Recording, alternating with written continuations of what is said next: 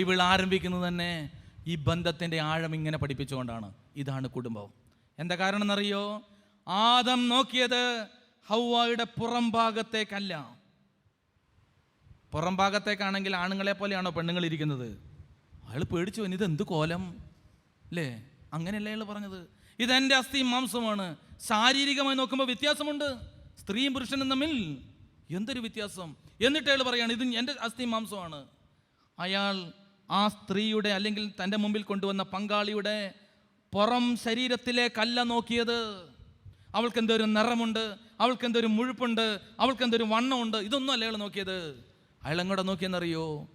അവളുടെ ഉള്ളത്തിലേക്ക് നോക്കി. മനസ്സിലായില്ല? എങ്ങോട്ട് നോക്കി?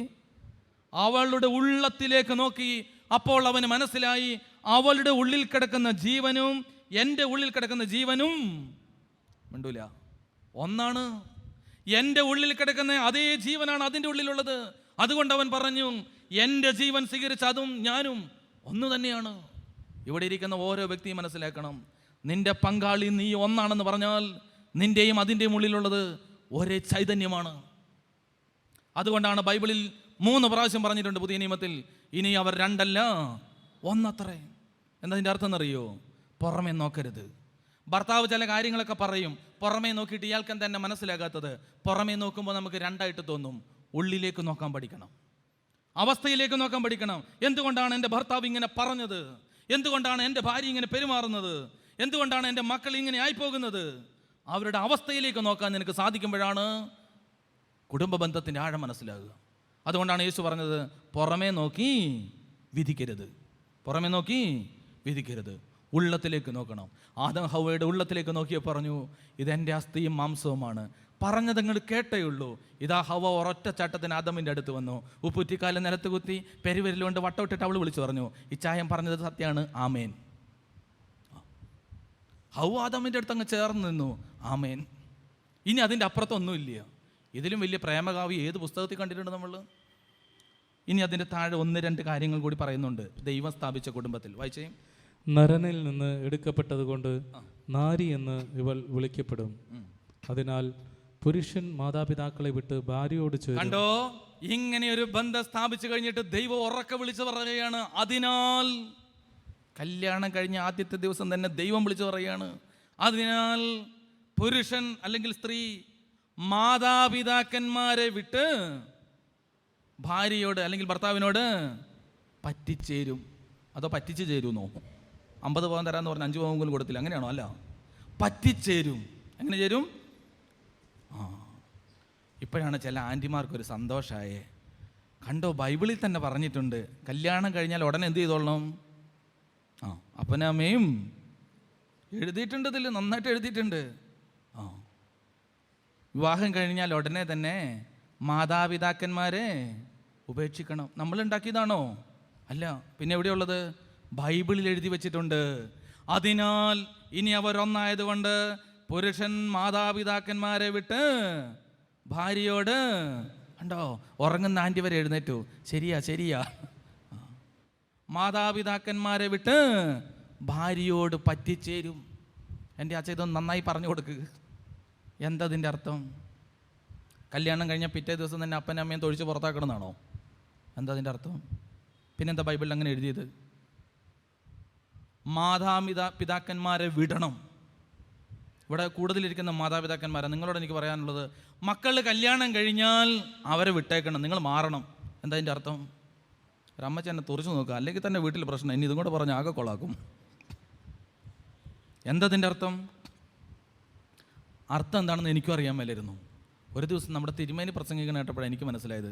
പ്രിയപ്പെട്ടവരെ, അർത്ഥം എന്തെന്നറിയോ? മാതാപിതാക്കന്മാരെ ഉപേക്ഷിക്കണം എന്ന് പറഞ്ഞാൽ അതുങ്ങളെ കഴുത്തെ പിടിച്ച് തള്ളി പുറത്താക്കണം എന്നല്ല അതിൻ്റെ അർത്ഥം. ശ്രദ്ധിച്ചുകൊള്ളുക. നിങ്ങളൊന്ന് എൻ്റെ നേരം നോക്കിയേ. എനിക്കിപ്പോൾ ഒരു 2 വയസ്സ് പ്രായമുണ്ടെന്ന് കൂട്ടുക. എനിക്ക് ആരാണ് തലമുടിയൊക്കെ ചീകി തരിക? എൻ്റെ അമ്മ അല്ലെങ്കിൽ എൻ്റെ അപ്പൻ. ആരാണ് കുളിപ്പിക്കുക? അപ്പൻ അല്ലെങ്കിൽ അമ്മ. കുളിയൊക്കെ കഴിഞ്ഞ് നല്ല കുട്ടപ്പനായി നിൽക്കുമ്പം അപ്പൻ അല്ലെങ്കിൽ അമ്മ ഒരു നിക്കറൊക്കെ പിടിച്ച് നിൽക്കും അല്ലേ? ആരാണ് നിക്കർ ഇടിക്കുക? എനിക്കറിയാമല്ലോ, 2 വയസ്സിലും ചിലപ്പോൾ നമുക്കറിയില്ല. ആരാ ചെയ്യിക്കുക? അപ്പൻ അല്ലെങ്കിൽ അമ്മ. അമ്മ ഇങ്ങനെ നിക്കർ ഇങ്ങനെ വിടർത്തി പിടിക്കും, നമ്മളൊരു പ്രത്യേക സ്റ്റൈൽ അതിൻ്റെ ഉള്ളിൽ കയറുമ്പോൾ അമ്മ അത് വലിച്ചു കയറ്റിടും, എന്നിട്ട് 2 കുടച്ചിലൊക്കെ കുടയുമ്പോൾ അല്ലേ അങ്ങനെ ഇടിക്കുന്നു. നമ്മളെ അപ്പനും അമ്മയാണ് നമ്മൾ കൊണ്ടുനടക്കുന്നത്. ആരാണ് നമ്മളെ സ്കൂളിൽ കൊണ്ട് ചേർക്കുന്നത്? നമുക്ക് അവരുമായിട്ട് വലിയ ബന്ധമാണ്. ആരാണ് നമ്മുടെ കാര്യങ്ങളൊക്കെ ക്രമീകരിക്കുന്നത്? ഇതാ എനിക്കൊരു 21 വയസ്സായി. ഇപ്പം ആരാണ് എന്നെ നിക്കറടിക്കുക? ഒരു 10-21 വയസ്സായി. ഇപ്പം ആരാണ് നിക്കറടിക്കുക? അമ്മ ഇങ്ങനെ നിക്കറൊക്കെ പിടിച്ച് നിൽക്കും, ഞാൻ അതിൻ്റെ ഉള്ളിൽ കയറാൻ നിൽക്കുമോ? ഇല്ല. എന്താ ഒറ്റണം വേണ്ടിയല്ല. 21 വയസ്സായപ്പോൾ ഞാൻ ആരോടെങ്കിലും പറഞ്ഞു കൊടുക്കുമോ? എന്താണെന്നറിയാമല്ലോ, എൻ്റെ അമ്മച്ചിക്ക് ഭയങ്കര അഹങ്കാരം. പണ്ടൊക്കെ എന്നെ നിക്കറിടിപ്പിക്കായിരുന്നു. ഇപ്പം നിക്കറിടിക്കാൻ ചെല്ലുമ്പോൾ അമ്മ എന്നോട് ഓർഡറാന്ന് പറഞ്ഞു. അമ്മ ഒള്ളിയലെന്നാണ് അതിൻ്റെ അർത്ഥം. ഏതെങ്കിലും അമ്മമാർ പരാതി പറഞ്ഞ് കേട്ടിട്ടുണ്ടോ? അവൻ എന്താണെന്നറിയാമല്ലോ, കുറച്ച് നാളുകളായിട്ട് ഒരു അഹങ്കാരം. പണ്ടൊക്കെ ഞാൻ അവനെ നിക്കറിടിപ്പിച്ചുകൊണ്ടിരുന്നത്, ഇപ്പം ചെന്ന് കഴിയുമ്പോൾ അവൻ എന്നെ ഓടിക്കുക. ഏതെങ്കിലും അമ്മ പരാതി പറഞ്ഞ് കേട്ടിട്ടുണ്ടോ? ഇല്ല. അതിൻ്റെ അർത്ഥം എന്താ? ചില കാര്യങ്ങൾ നിനക്ക് ചെയ്യാൻ പാകമായി, ഇനി നീ ചെയ്യണം. അപ്പനും അമ്മയല്ലേ ചെയ്യുക. അങ്ങനെ ചെയ്യാൻ തുടങ്ങിയാൽ നിനക്കെന്തോ വൈകല്യമുണ്ടെന്നാണ് അതിൻ്റെ അർത്ഥം. ഇതാ, നീ ചെയ്യേണ്ട ചില കാര്യങ്ങൾ നീ ചെയ്യണം. അതിന് സമയമായി. ഇനി അങ്ങനെയുള്ള കാര്യങ്ങൾ അവരെ ഉൾപ്പെടുത്തരുത്. അപ്പനും അമ്മയും നിക്കറിടിച്ച് തന്നില്ല എന്ന് വിചാരിച്ചാൽ ആരെങ്കിലും വീട്ടിൽ നിന്ന് പുറത്താക്കുമോ? അങ്ങനെയാണോ ബന്ധത്തിൻ്റെ അർത്ഥം? അല്ല. അപ്പം നിങ്ങൾക്ക് മനസ്സിലായോ? പ്രിയപ്പെട്ടവരെ, മാതാപിതാക്കന്മാർ കുടുംബജീവിതത്തിൽ എങ്ങനെ നിൽക്കണമെന്ന് യേശു വിളിച്ചു പറയുകയാണ്. ഇനി ഭാര്യ ഭർത്തൃ ജീവിതം അത് അതിൽ തന്നെ സ്വതന്ത്രമാണ്. ഇനി കൂടുതൽ ഇടപെടൽ അപ്പുറത്തും ഇപ്പുറത്തും വരാൻ പാടില്ല. ഞാനൊരിക്കൽ ഒരു പള്ളി നടത്തുകയാണ്. നല്ല വിദ്യാഭ്യാസമുള്ളൊരു പെൺകൊച്ചിൻ്റെ കല്യാണം. ശനിയാഴ്ച ഞങ്ങളുടെ പള്ളിയിൽ എൻഗേജ്മെൻറ്റ്. എന്നിട്ട് അന്ന് വൈകുന്നേരം തന്നെ ഈ നാട്ടിലേക്ക്, എൻ്റെ വീട് വയനാട്ടിലാണ്, ഈ നാട്ടിലേക്ക് 100-300 കിലോമീറ്റർ ദൂരേക്ക് കൊണ്ടുവന്നിട്ടാണ് അവളുടെ കല്യാണം. ഞായറാഴ്ചയാണ് കല്യാണം. ഭംഗിയായിട്ട് കല്യാണം. നല്ല ഉന്നത വിദ്യാഭ്യാസവും നിലവാരമുള്ള ഒരു ഉന്നത സാമ്പത്തിക നിലവാരമുള്ള ഒരു വീട്ടിലേക്കാണ് ആ കൊച്ചിനെ കല്യാണം കഴിച്ചു വിടുന്നത്. ഇതാ, കല്യാണം കഴിഞ്ഞു. പിറ്റേ ഞായറാഴ്ച ഞാൻ പള്ളിയിൽ വിശുദ്ധ കുർബാന കഴിഞ്ഞ് നിൽക്കുമ്പം ഇവളവിടെ ഉണ്ട്. കണ്ടപ്പോൾ തന്നെ എനിക്ക് നല്ല സന്തോഷമായി. പക്ഷേ ഞാനിങ്ങനെ ചിന്തിച്ചു, സാധാരണ കല്യാണമൊക്കെ കഴിഞ്ഞ് കഴിഞ്ഞാൽ പെണ്ണുങ്ങൾ വരുന്നത് തന്നെ ആ കുറേ വളയും മാലയും ഇതൊക്കെ ഇട്ട് പുതിയ സാരിയൊക്കെ കൊടുത്ത്, ഇതൊരു പഴയ ചുരിദാറിട്ട് വന്നിട്ടുണ്ട്. അപ്പോൾ ഞാൻ വിചാരിച്ചു അവൾ വിദ്യാഭ്യാസമൊക്കെ ഉള്ളതുകൊണ്ട് ലളിത ജീവിതത്തിൻ്റെ വല്ല ആളുമായിരിക്കും. അപ്പോൾ ഞാൻ ചോദിച്ചു, എന്നാ വിശേഷം? വിശേഷമൊന്നുമില്ല. പുള്ളി എന്തേ? അച്ഛനോട് ഞാൻ പറയാം. അപ്പോൾ കുർബാന കഴിഞ്ഞ് ഞാൻ ഇറങ്ങി വന്നിട്ടേ ഉള്ളൂ. അച്ഛൻ സെമിത്തേരിയിലൊക്കെ പോയിട്ട് വാ. ഞാൻ സത്യത്തിൽ വിചാരിച്ചു കല്യാണം കഴിഞ്ഞതുകൊണ്ട് എനിക്ക് എന്തെങ്കിലും സമ്മാനം തരാൻ വന്നേക്കണായിരിക്കും, അല്ലെങ്കിൽ സെമിത്തേരി പോയിട്ട് വരാമെന്നൊന്നും പറയത്തില്ല. അച്ഛൻ അവിടെയൊക്കെ പോയിട്ട് വാ. ഞാൻ വേഗം സെമിത്തേരി ചെന്ന് എന്ത് സമ്മാനം കിട്ടണമെന്ന് അറിയാമല്ലോ. ഞാൻ അവിടെ പോയി ഉള്ള പ്രാർത്ഥനയൊക്കെ നടത്തിയിട്ട് ഓടി വന്നു. ഈ കൊച്ചെന്തെങ്കിലും സമ്മാനം തരികയാണെങ്കിൽ മറന്നു പോകണ്ട. ഞാൻ ഓടി താഴെ വന്നു. ഞാൻ ചോദിച്ചു, എന്നാ വിശേഷം? അച്ഛൻ ചായ കുടിച്ചിട്ട് വാ. ഇവള് മനുഷ്യനായിട്ട് കളിപ്പിക്കുകയാണ്. അങ്ങനെ ഞാൻ ചായ കുടി കഴിഞ്ഞിട്ട് അവൾ വിളിപ്പിച്ചു. അപ്പോൾ അവൾ പതുക്കെ എൻ്റെ അടുത്തേക്ക് വന്നു. എന്നുവെച്ചാൽ പുള്ളി എന്തി? അപ്പം എന്നോട് പറയുകയാണ്, അതെ ഞാൻ അച്ഛനോടൊരു കാര്യം പറയാൻ പോവാ. ഞാൻ ഇനി അങ്ങോട്ട് പോകണില്ല. അല്ല, നിനക്ക് ഇത്രയും 10-27 വയസ്സായപ്പോഴാണ് നിൻ്റെ കല്യാണം നടന്നത്. എന്തോരം പ്രാർത്ഥിച്ചിട്ടാണ് നടന്നത്. നല്ല പേരുള്ളൊരു കുടുംബമാണ് നിൻ്റേത്. നിൻ്റെ വീട്ടുകാരെക്കുറിച്ച് തന്നെ ഈ നാട്ടിൽ നല്ല അഭിപ്രായമാണ്. നീ ഒരാഴ്ച കൊണ്ട് ഈ ബന്ധം തകർത്തിട്ട് വന്നു കഴിഞ്ഞാൽ അതെനിക്ക് വീട്ടിൽ പറയാൻ ബുദ്ധിമുട്ടായതുകൊണ്ടാണ് ഞാൻ അച്ഛനോട് പറഞ്ഞത്. അച്ഛനൊന്ന് പറയുക, ഞാൻ ഇയാളുടെ അടുത്തേക്ക് പോകുന്നില്ല. എനിക്ക് ആ വീട് ശരിയാവില്ല, ഈ ബന്ധം ശരിയാവില്ല. പ്രിയപ്പെട്ടവരെ, ഞാൻ കുറച്ച് നേരം കഴിഞ്ഞപ്പോൾ അവളോട് ഇങ്ങനെ ചോദിച്ചു, എന്താ കാര്യങ്ങൾ? അവൾ പറയുകയാണേ, കല്യാണം കഴിഞ്ഞ ദിവസം ഇതാ 2 നിലയുള്ള വീടാണ് ഭർത്താവിൻ്റെ വീട്. 2ാം നിലയുടെ മുകളിൽ ഒരു മുറിയിൽ മണിയറൊക്കെ കൂട്ടുകാർ ഒരുക്കി. വൈകുന്നേരം ആയപ്പോഴേക്ക് റിസപ്ഷനൊക്കെ കഴിഞ്ഞ് എല്ലാവരും പോയി. പിന്നെ ഈ കുടുംബത്തിലെ ആളുകൾ മാത്രമായി. അന്ന് രാത്രി, ഇവരുടെ ആദ്യ രാത്രിയിൽ മണിയറയിൽ ഇവർ കിടക്കാൻ ചെല്ലുമ്പോൾ ഇവളോട് സ്നേഹത്തോടൊരു കാര്യം പറഞ്ഞു. എടി, എനിക്ക് 1.5 വയസ്സും എൻ്റെ ചേച്ചിക്ക് 3 വയസ്സുള്ളപ്പോൾ എൻ്റെ അപ്പം മരിച്ചു പോയതാണ്. പിന്നെ എൻ്റെ അമ്മ ഒറ്റയ്ക്കായിപ്പോയി. ഈ അമ്മ ഞങ്ങൾക്ക് വേണ്ടി ജീവിച്ചതാണ്. ഈ അമ്മയുടെ ജീവിതം മുഴുവൻ ഞങ്ങൾക്ക് വേണ്ടിയിട്ടായിരുന്നു. ഇതാ, എൻ്റെ ചേച്ചിയുടെ കല്യാണമായപ്പോൾ അമ്മ ഒത്തിരി സങ്കടപ്പെട്ടു. പിന്നെ ഞാൻ കൂടെ ഉണ്ടല്ലോ. എൻ്റെ കല്യാണമൊക്കെ അമ്മയ്ക്ക് വലിയ സന്തോഷമായിരുന്നു. പക്ഷേ ഇതാ, കല്യാണമായി ഇനി നീ എൻ്റെ ജീവിതത്തിലേക്ക് വന്നപ്പോൾ അമ്മയ്ക്കൊരു പേടി, അമ്മയ്ക്ക് ഞാൻ നഷ്ടപ്പെട്ടു പോകുമോ എന്ന്. മാത്രമല്ല, ഇത്രയും നാൾ ഞാനും അമ്മയും ഒന്നിച്ച് കിടന്നുകൊണ്ടിരുന്നത്.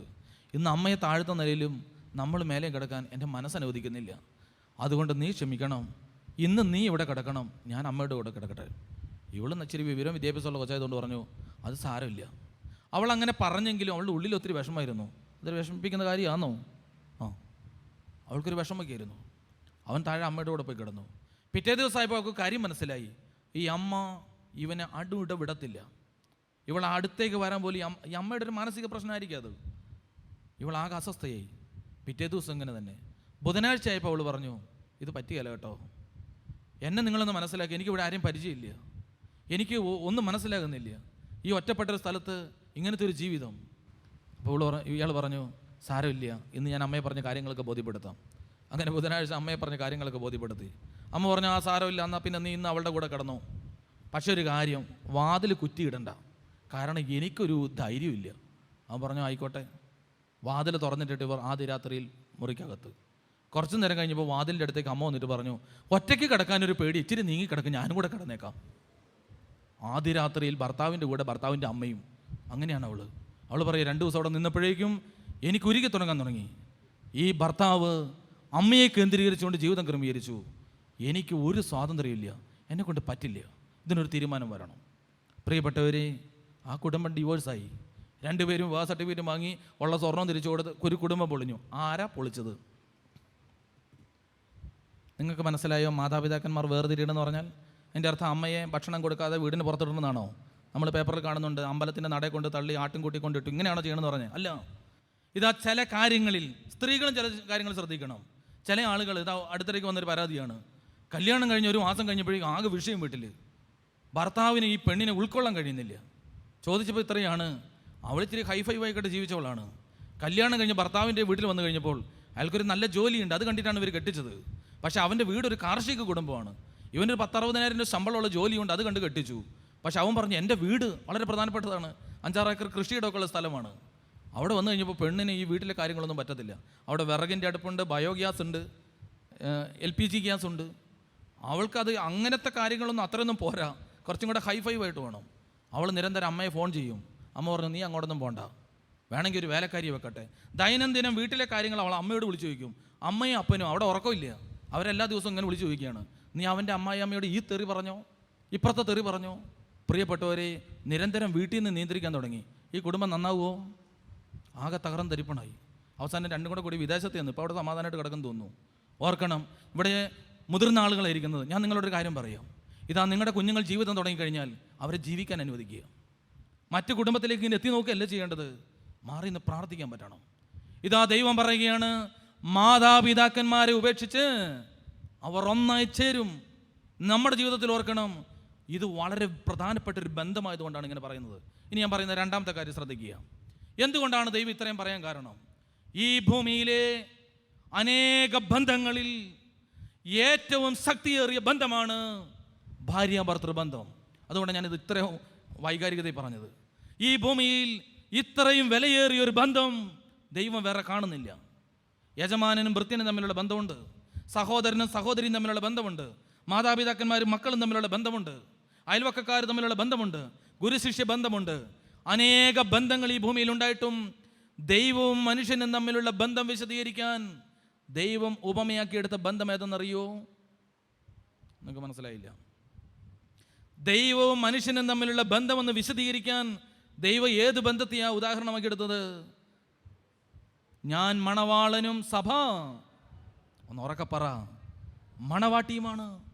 ഈ ഒരു ബന്ധത്തെ വെച്ചുകൊണ്ടാണ് ദൈവം തൻ്റെ സ്നേഹം തന്നെ വിശദീകരിക്കുന്നത്.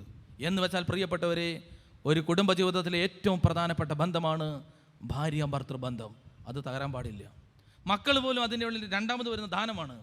മാതാപിതാക്കന്മാർ, പണം, സൗന്ദര്യം, ആരോഗ്യം എല്ലാം അതിൻ്റെ അപ്പുറത്തേ ഉള്ളൂ. ഈ ബന്ധമാണ് ഏറ്റവും പ്രധാനപ്പെട്ടത്.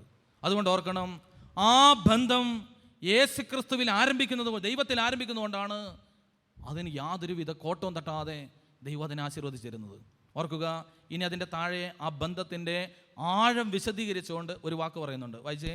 പുരുഷനും അവന്റെ ഭാര്യയും നഗ്നരായിരുന്നു. ഒന്ന് നന്നായിട്ട് കേട്ട ദൈവമക്കളെ, ദൈവം കുടുംബത്തെ സ്ഥാപിച്ചിട്ട് പറയുകയാണ്, ദൈവമാണ് ഇവരെ സൃഷ്ടിച്ചതെങ്കിലും അവർ 2 പേരും നഗ്നരായിരുന്നു. എന്താ ഈ നഗ്നത എന്ന് പറഞ്ഞാൽ? നഗ്നത എന്ന് പറഞ്ഞാൽ നമ്മൾ വിചാരിക്കുന്ന പോലെ വസ്ത്രമില്ലാത്തതിൻ്റെ പേരല്ല. വസ്ത്രമില്ലാത്തതിൻ്റെ പേരല്ല നഗ്നത. മറച്ചു വെക്കപ്പെടേണ്ട എന്തൊക്കെയോ ഉണ്ടായിരുന്നു. 2 പേർക്കും മുഴുവനും അങ്ങോട്ട് വെളിപ്പെടുത്തിയാൽ ഉൾക്കൊള്ളാൻ കഴിയുന്നതായിരുന്നില്ല. എന്തൊക്കെയോ മറച്ചു വെക്കേണ്ടതുണ്ടായിരുന്നു. പക്ഷെ താഴെ എഴുതിയിരിക്കുകയാണ്, അവർ നഗ്നരായിരുന്നു എങ്കിലും അവർക്ക് ലജ്ജ തോന്നിയില്ല. എന്ത് തോന്നിയില്ല? ഒന്നുകൂടെ നന്നായി ശ്രദ്ധിക്കണേ. അവർ നഗ്നരായിരുന്നു എങ്കിലും അവർക്ക് ലജ്ജ തോന്നിയില്ല. ബൈബിൾ കുടുംബ ബന്ധത്തെക്കുറിച്ച് പറയുമ്പോൾ ഇതാ ശക്തമായി പറയുന്ന ഒരു ഭാഗം, മനുഷ്യർ നഗ്നരായിരുന്നു. ദൈവം സൃഷ്ടിച്ച മനുഷ്യരായിട്ട് പോലും അവർക്ക് കുറവുകൾ ഉണ്ടായിരുന്നു, അവർക്ക് മറച്ചു വെക്കേണ്ടതൊക്കെ ഉണ്ടായിരുന്നു. നമ്മൾ ഈ കസേരകളിൽ നിന്ന് ധ്യാനിക്കുമ്പോൾ ഓർക്കണം, നിന്റെ കുടുംബത്തിലുള്ള ചില ബന്ധങ്ങൾ, മാതാപിതാക്കന്മാരായിട്ടാകാം, മക്കളായിട്ടാകാം, നിന്റെ ചുറ്റുമുള്ള മനുഷ്യർ കുറവുള്ളവരാണ്, ചില കുറവുകളുള്ളവരാണ് അവർ. നീ വിചാരിക്കുന്നത് പോലെ പൂർണ്ണതരൊന്നുമല്ല. നഗ്നരായിരുന്നു, പക്ഷെ അവർക്ക് ലജ്ജ തോന്നിയില്ല. അവർക്ക് ഇതാണ് പ്രധാനം. ആദാമിനെ ഓർത്ത് ഹവ്വയ്ക്കും, ഹവ്വയെ ഓർത്ത് ആദാമിന് ലജ്ജ തോന്നിയില്ല. എന്തുകൊണ്ട്? എന്താ കാരണം എന്നറിയോ? അവർ പാപം ചെയ്തിട്ടുണ്ടായിരുന്നില്ല. എന്താ കാരണം? ഒന്ന് ഉറക്കെ പറഞ്ഞേ. അവർ ദൈവകൽപ്പന ലംഘിച്ചിട്ടില്ല, ദൈവത്തോട് അവർ മറുതലിച്ചിട്ടില്ല, ദൈവം കൊടുത്ത ദാനമായി ജീവിതത്തെ സ്നേഹത്തോടെ സ്വീകരിച്ചു. ഇപ്പോഴത്തെ അവരുടെ അവസ്ഥ എന്തെന്നറിയോ? വരപ്രസാദ അവസ്ഥയിലാണ് അവരുള്ളത്. ഏതിലാ? മനസ്സിലായില്ല നിങ്ങൾക്ക്? ഏതിലാ? വരപ്രസാദ അവസ്ഥയിൽ. അതിന് നമ്മൾ പറയുന്ന ഒരു പേരാണ് കൃപയിലാണ് അവരുള്ളത്. എന്തിലാ ഉള്ളത്? കൃപയിലാണ്. ഇപ്പോൾ ആദം ധരിച്ചിരിക്കുന്ന വസ്ത്രം കൃപാവസ്ത്രമാണ്, ഹവ്വ അണിഞ്ഞിരിക്കുന്ന വസ്ത്രം കൃപാവസ്ത്രമാണ്. കൃപാവസ്ത്രം ധരിച്ചിരിക്കുന്നത് കൊണ്ട് ഒരാൾക്ക് മറ്റൊരാളെ വേദനിപ്പിക്കാൻ കഴിയില്ല, ഒരാൾക്ക് മറ്റൊരാളെ മുറിപ്പെടുത്താൻ കഴിയില്ല, ഒരാൾക്ക് മറ്റൊരാളെ നോക്കി ലജ്ജിക്കാൻ പറ്റില്ല. അവർ കൃപാവസ്ത്രത്തിൻ്റെ ഉള്ളിലാണ്. അപ്പം നമ്മുടെ കുടുംബജീവിതത്തിൻ്റെ ക്ലാസ്സിലെ ഒന്നാമത്തെ ടോപ്പിക്ക് ഇവിടെ സമാപിക്കുകയാണ്. ഇതാ കുടുംബജീവിതത്തിലെ ഏറ്റവും പ്രധാനപ്പെട്ട ഒരു ഭാഗം.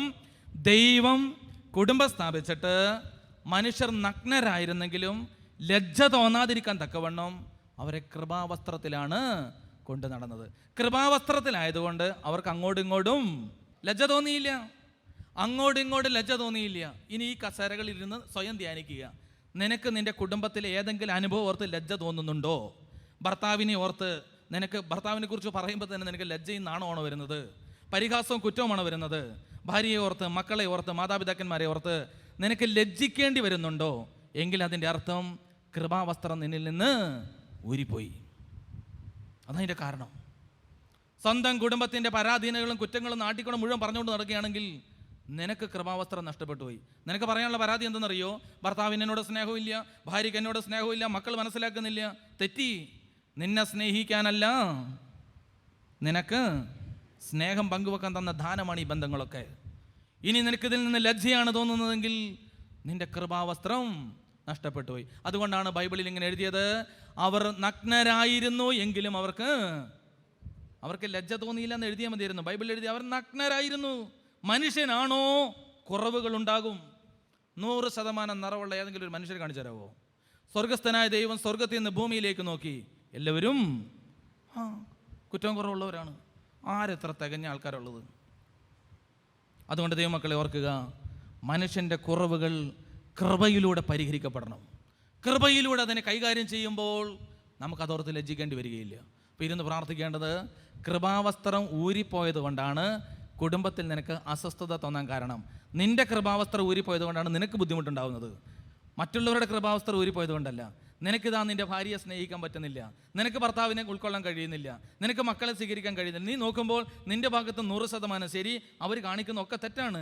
അവരെന്ത് പറഞ്ഞാലും നിനക്ക് മുറിവേൽക്കുന്നു, നേരിട്ട് കൊള്ളുന്നു. നിനക്ക് എന്തില്ല? ഏത് വസ്ത്രം ഇല്ല? ഒന്നുറക്കെ പറഞ്ഞേ, ഒന്നോട് ഉറക്കെ പറഞ്ഞേ. കൃപാവസ്ത്രം ഇല്ല. കൃപാവസ്ത്രം നിന്നിൽ ഉണ്ടായിരുന്നുവെങ്കിൽ നീ ലജ്ജിക്കില്ല. കൃപാവസ്ത്രം ഊരിപ്പോയാൽ ഇതാ ലജ്ജിക്കാൻ തുടങ്ങും. താഴെ പറയുന്നുണ്ട്, ദൈവമായ കർത്താവ് സൃഷ്ടിച്ച എല്ലാ വന്യജീവികളിലും വെച്ച് കൗശലമേറിയതായിരുന്നു സർപ്പം. അത് സ്ത്രീയോട് ചോദിച്ചു, തോട്ടത്തിലെ ഒരു വൃക്ഷത്തിൻ്റെയും ഫലം തിന്നരുതെന്ന് ദൈവം കൽപ്പിച്ചിട്ടുണ്ടോ? ഇതാ ദൈവമക്കളെ, പിശാച് ഒരു വീട്ടിലേക്ക് വരുന്നൊന്ന് ശ്രദ്ധിക്കണം. പിശാച് എന്താ ഹവ്വയോട് ചോദിച്ചത്? പിശാച് ചോദിച്ച ചോദ്യം ഒന്നോട് വായിച്ചേ സിസ്റ്ററെ. അത് സ്ത്രീയോട് ചോദിച്ചു, തോട്ടത്തിലെ ഒരു വൃക്ഷത്തിൻ്റെയും ഫലം ഒരു വൃക്ഷത്തിൻ്റെയും ഫലം. ദൈവം എന്താ പറഞ്ഞത്? ദൈവം പറഞ്ഞ നമുക്കറിയാം, തോട്ടത്തിലുള്ള എല്ലാ വൃക്ഷത്തിൻ്റെ ഫലവും നിങ്ങൾക്ക് തിന്നാം. നന്മ തിന്മകളുടെ അറിവിൻ്റെ വൃക്ഷത്തിൻ്റെ ഫലം മാത്രം ഒരു വൃക്ഷത്തിൻ്റെ തിന്നരുത്, അല്ലേ? എല്ലാ വൃക്ഷത്തിൻ്റെയും തിന്നാം, ഒരു വൃക്ഷത്തിൻ്റെ. പിശാച് എന്താ ചോദിച്ചത്? ഒരു വൃക്ഷത്തിൻ്റെയും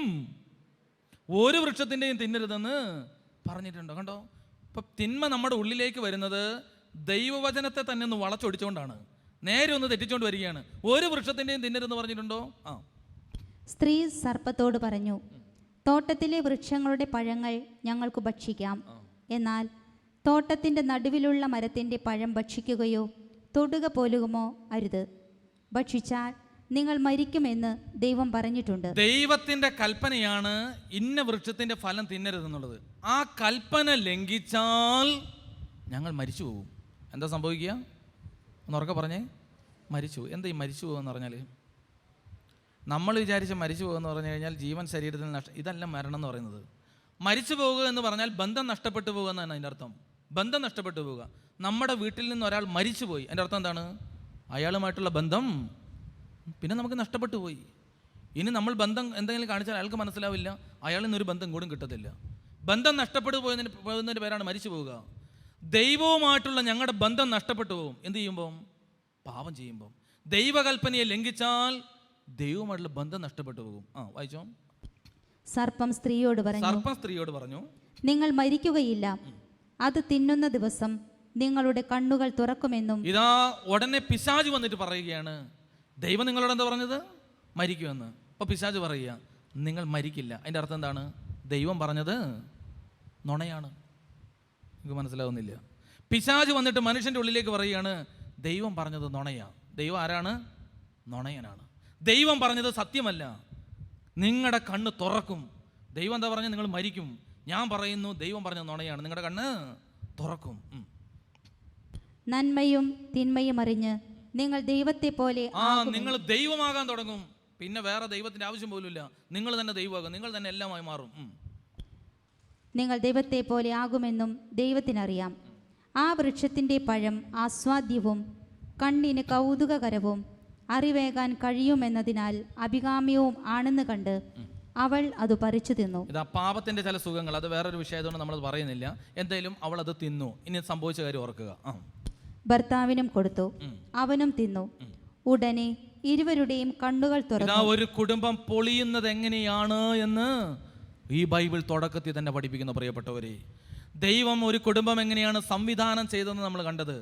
വിണ്ണിന്റെ ഭാഗമായ മനുഷ്യന് മണ്ണിന്റെ ഭാഗം ഇണയല്ല എന്ന് പഠിപ്പിച്ചുകൊണ്ട് അവൻ്റെ ഉള്ളിൽ നിന്നെടുത്ത അസ്ഥിയിലും മാംസത്തിലും വിണ്ണിൻ്റെ അംശം ചേർത്ത് ദൈവസ്നേഹത്തിൽ രൂപപ്പെടുത്തി പരസ്പരം ലജ്ജയോ നഗ്നതയോ തോന്നാതിരുന്ന ഒരു കുടുംബത്തെ പിശാച് പൊളിച്ച് കൈ തരുന്നുണ്ട്.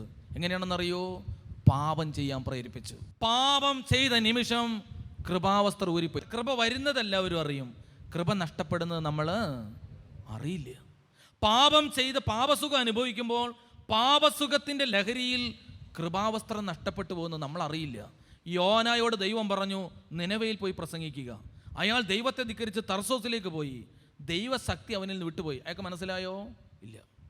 സിംസോൻ ദൈവിക ശക്തിയുള്ള മനുഷ്യനാണ്. അവനെ ആർക്ക് കീഴടക്കാൻ പറ്റത്തില്ല. വടക്കയറുകൊണ്ട് അവനെ കെട്ടിയാൽ ചണനാര് പോലെ പൊട്ടിച്ചു കളയും. അതിശക്തനാണ് സിംസോൻ. ദലീല എന്ന് പറയുന്ന വേശ്യയുടെ മടിയിൽ കിടന്ന് ഉറങ്ങി. അവളുമായി അവൻ പാപബന്ധത്തിൽ ഏർപ്പെട്ടു. കർത്താവിൻ്റെ ശക്തി അവനെ വിട്ടുപോയി. അവനത് കണ്ട. ദൈവശക്തി നിനക്ക് നഷ്ടപ്പെട്ടു പോകുന്ന നീ അറിയില്ല. പാപത്തിൻ്റെ സുഖത്തെ നീ താലോലിക്കുമ്പം അത് വ്യഭിചാരമാകാം, അത് മദ്യപാനമാകാം, അത് അഹങ്കാരമാകാം. പാപത്തിൻ്റെ സുഖത്തെ നീ താലോലിച്ചു കൊണ്ടിരിക്കുമ്പോൾ പിശാചി മറവിൽ കൃപാവസ്ത്രം നിന്ന് ഊരി ദൂരെ കളയും. അതിൻ്റെ ദുരന്തം പിന്നെ അനുഭവിക്കും. കുറച്ച് കഴിഞ്ഞപ്പോൾ അത് അനുഭവിക്കാൻ തുടങ്ങി. വായിച്ചേ. തങ്ങൾ നഗ്നരാണെന്നറിഞ്ഞു. കണ്ണ് തുറന്നു. അപ്പൊ ഇത്രയും നേരം കണ്ണടച്ച് സാറ്റ് കളിക്കായിരുന്നോ? ഇതാ ബൈബിൾ പറയും അവരുടെ കണ്ണ് തുറന്നു. അപ്പൊ ഇത്രയും നേരം അടഞ്ഞാണോ ഇരുന്നത്? അല്ല. എന്തായിരുന്നു? ഇത്രയും നേരം അവർ കണ്ടുകൊണ്ടിരുന്നത് കൃപാവസ്ത്രത്തിന്റെ കാഴ്ചപ്പാടുകളായിരുന്നു. കൃപയിൽ നിന്നുകൊണ്ട് ഒരാൾ മറ്റൊരാളെ കാണുന്നു. ആർക്കെങ്കിലും കുറ്റക്കുറവ് തോന്നുന്നുണ്ടോ? ഇല്ല. ഹൗവ കാണിക്കുന്ന എല്ലാം ഒന്നും ആദാമിന് ഇഷ്ടപ്പെടുന്നില്ല. പക്ഷേ ഇതാ കൃപയിൽ നിന്ന് ക്ഷമ പുറത്തേക്ക് വരാൻ തുടങ്ങി, സഹനം പുറത്തേക്ക് വരാൻ തുടങ്ങി. ഒരു കുഴപ്പമില്ല. ഇതാ കൃപാവസ്ത്രം ഇല്ലാതെ നോക്കി. കൃപാവസ്ത്രം ഇല്ലാതെ നോക്കിയപ്പോൾ എന്താ സംഭവിച്ചത്? വായിച്ചേ. തങ്ങൾ നഗ്നരാണെന്ന് അവരറിഞ്ഞു. അവർ നഗ്നരാണ് എന്നവർക്ക് മനസ്സിലായി. അപ്പൊ ഇത്രയും നേരം നമ്മൾ ഇത്രയും നേരം പറഞ്ഞത് തന്നെയാണ്. അവർ നഗ്നരായിരുന്നു എങ്കിലും അവർക്ക് ലജ്ജ തോന്നിയില്ല. ഇപ്പൊ അവർക്ക് എന്ത് മനസ്സിലായി? അവർ നഗ്നരാണെന്ന് മനസ്സിലായി. ലജ്ജിക്കാൻ തുടങ്ങി.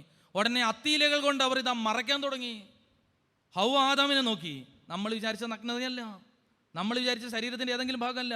ഏതെങ്കിലും ഭാര്യ ഭർത്താക്കന്മാർ കിടപ്പമുറിയിൽ മണവറയിൽ വസ്ത്രമില്ലാത്തതിൻ്റെ പേരിൽ ലജ്ജിച്ചിട്ടുണ്ടോ? എനിക്ക് തോന്നുന്നില്ല. ഉണ്ടോ? ഇല്ല. പിന്നെ എന്താ അതിൻ്റെ അർത്ഥം? ഇതാ ആദമിലേക്ക് നോക്കിയപ്പോൾ ആദാമിൻ്റെ ചില സ്വഭാവങ്ങൾ കണ്ടപ്പോൾ ഹൗവ പറഞ്ഞു, എനിക്ക് അറപ്പാണ് നിങ്ങളെ കാണുന്നത്. ഹൗവയിലേക്ക് നോക്കിയപ്പോൾ ആദം പറഞ്ഞു, നിൻ്റെ ചില കോപ്രായം കാണുമ്പോൾ എനിക്ക് നിന്നെ ഉൾക്കൊള്ളാൻ പോലും കഴിയുന്നില്ല. ഒരു വീടിനകത്ത് ഫൈറ്റ് ആരംഭിച്ച് രണ്ടുപേർക്കും അങ്ങോട്ടും ഇങ്ങോട്ടും ഉൾക്കൊള്ളാൻ കഴിയുന്നില്ല. എന്ത് നഷ്ടപ്പെട്ടു പോയപ്പോഴാ? കൃപാവസ്ത്രം. ദൈവമക്കളെ വളരെ പ്രധാനപ്പെട്ട കാര്യമാണ്. ഇതാ നമ്മൾ ചിലപ്പോൾ കുടുംബജീവിതത്തിൻ്റെ ഒത്തിരി ക്ലാസ് കേട്ടിട്ടുണ്ടാവും. പക്ഷേ ഈ സത്യം നമ്മൾ മറക്കരുത്. ദൈവം കൃപാവസ്ത്രത്തിൽ പൊതിഞ്ഞാണ് നമുക്കൊരു ബന്ധം തരുന്നത്. പാപം ചെയ്യുമ്പോൾ കൃപാവസ്ത്രം നഷ്ടപ്പെടും. പിന്നെ നിനക്ക് ആ ബന്ധത്തിൽ നിന്ന് ലജ്ജ ഉണ്ടാകാൻ തുടങ്ങും. നിനക്ക് നിൻ്റെ ഭർത്താവിനെ, ഭാര്യയെ, മക്കളെ, മാതാപിതാക്കന്മാരെ സ്നേഹിക്കാൻ കഴിയില്ല. കാരണം എന്താണെന്നറിയോ? ഈ പാപവസ്ത്രം നിൻ്റെ ഉള്ളിൽ കിടക്കുന്നുണ്ടോ? ക്ഷമിക്കാൻ നിനക്ക് പറ്റില്ല, സഹിക്കാൻ നിന്നെ കൊണ്ട് കഴിയില്ല, ഉൾക്കൊള്ളാൻ കഴിയില്ല. എപ്പോഴും പെറുപെറുപ്പ്, എപ്പോഴും കുറ്റപ്പെടുത്തൽ. ഒരിക്കലും അമ്മ എൻ്റെ അടുത്ത് വന്ന് പറഞ്ഞതാണ്, എൻ്റെ അച്ഛൻ അതുങ്ങളെ വിളിച്ചൊന്ന് ഉപദേശിക്കുന്നുണ്ടോ? ഞാൻ ചോദിച്ചു, എന്താ എൻ്റെ കാര്യം? ഇവിടെ വേറെ ആരും പെണ്ണ് കെട്ടിയിട്ടില്ലെന്ന് തോന്നുന്നു. എന്ന് വെച്ചാൽ എൻ്റെ അച്ഛൻ എവിടെയെങ്കിലും പോയിട്ട് വന്ന് ഞാൻ മുറിക്കകത്ത് കയറി കുണു എന്ന് ഇങ്ങനെ പറഞ്ഞുകൊണ്ടിരിക്കുക. ഈ അമ്മയ്ക്ക് ഇത് ഉൾക്കൊള്ളാൻ പോലും കഴിയുന്നില്ല. പിള്ളേർക്ക് എന്തെങ്കിലുമൊക്കെ പറയാനുണ്ടാവില്ലേ? കല്യാണം കഴിഞ്ഞാൽ 2-3 ദിവസമായിട്ടുള്ളൂ. ചേച്ചിക്ക് ഇത് കാണുമ്പോൾ കലിപ്പ. എന്നിട്ട് എന്നോടൊന്നും അറിയാം, ഈ കുണു എന്ന് പറയും. ഇതെന്നാ ചെയ്ത് പറയാനിരിക്കുന്നത്? എന്തെങ്കിലുമൊക്കെ പറയാനുണ്ടാവുന്നേ. ദൈവമക്കളെ ഓർക്കുക, കൃപാവസ്ത്രം നഷ്ടപ്പെട്ടാൽ നമുക്ക് ആരെയും സ്വീകരിക്കാനും സ്നേഹിക്കാനും ഒന്നും കഴിയില്ല.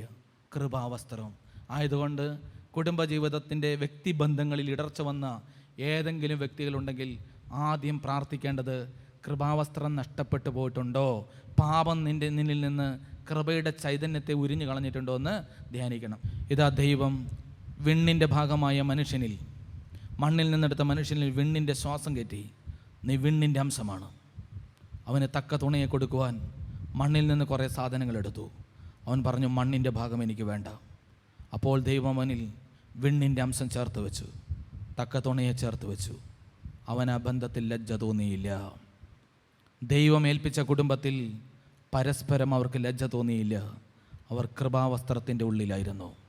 ഇനി സ്വയം പ്രാർത്ഥിക്കുക, എൻ്റെ യേശുവേ, അങ്ങനെയൊരു കുടുംബം തന്നിട്ടുണ്ട്. ഞാനതിൽ ഭാര്യയാണ്, അമ്മയാണ്, ഭർത്താവാണ്, അപ്പനാണ്, മകനാണ്, സഹോദരനാണ്, സഹോദരിയാണ്. പക്ഷേ ഇതാ ഈ ബന്ധത്തിൽ എനിക്ക് മുറിവുകളും ലജ്ജയും പരിഹാസവുമാണ്. എനിക്ക് ചില അസ്വസ്ഥതകളുണ്ടാകുന്നുണ്ട്. നീ പ്രാർത്ഥിക്കണം.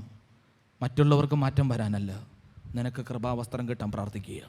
പങ്കാളി നന്നാവാനല്ല നീ പ്രാർത്ഥിക്കേണ്ടത്, നിൻ്റെ കൃപാവസ്ത്രം അണിഞ്ഞ് കിട്ടാൻ പ്രാർത്ഥിക്കുക.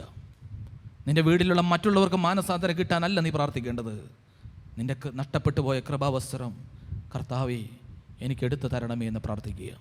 കരുണ്യവാനായ കർത്താവേ, ഈ വിഷയങ്ങളിൽ പ്രാർത്ഥിക്കുന്ന മക്കളുടെ മേൽ കരുണ തോന്നണമേ. അങ്ങ് ഒരു അനുഗ്രഹിക്കണമേ. യേശുവേ നന്ദി, യേശുവേ സ്തുതി, യേശുവേ ആരാധന.